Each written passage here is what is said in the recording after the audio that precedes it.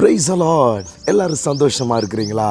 கர்த்தர் கொடுத்த இந்த புதிய மாதத்திற்காக நான் ஆண்டவரை ஸ்தோத்திரிக்கிறேன். பாருங்களேன், இந்த வருடம் ஆரம்பித்த மாதிரி இருந்தது.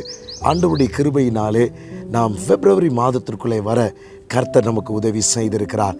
இந்த மாதத்தில் கர்த்தர் நமக்கு கொடுக்க போகிற வார்த்தையை நான் உங்களோடு கூட பேச விரும்புகிறேன்.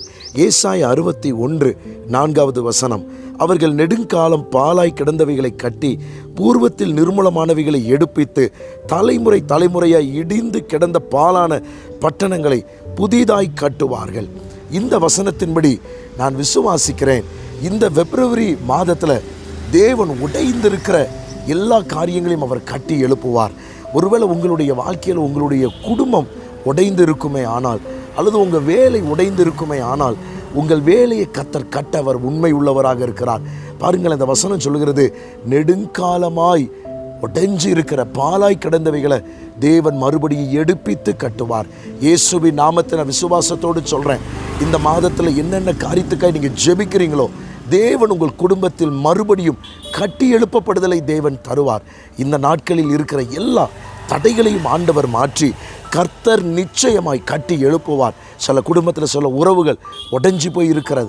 சில குடும்பத்தில் ஆசீர்வாதம் கிடைக்காதபடி அந்த குடும்பத்தில் உடைக்கப்பட்ட ஒரு சூழ்நிலை. இயேசுவின் நாமத்தில் இந்த மாதத்தில் உங்கள் குடும்பத்தை கர்த்தர் எழுப்புவார். யோசேப்பினுடைய வாழ்க்கையில் பாருங்களேன், அவன் உடைக்கப்பட்டது போல இருந்துச்சு. ஆனால் ஒரு நாள் அந்த தரிசனம் நிறைவேறும் பொழுது அவன் உருவாக்கப்பட்டான்.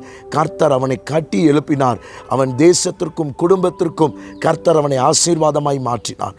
உங்கள் வாழ்க்கையிலோ இந்த பிப்ரவரி மாதத்தில் எந்தெந்த இடம் பாலாய் கிடக்கிறதோ தேவன் அதை கட்டி எழுப்புவார், பயிர் நிலமாய் மாற்றுவார். நீங்கள் எதிர்பார்க்கிறதை விட மேலானதை செய்து உங்கள் குடும்பத்தை கட்டி எழுப்ப தேவன் உண்மை உள்ளவராக இருக்கிறார். உங்களுக்கு ஜெபிக்கிற பரிசுத்த பிதாவே, இந்த வார்த்தையின்படி பிள்ளைகளை ஆசீர்வதியும். இயேசுவின் நாமத்தில் பிதாவே, ஆமென். God bless you.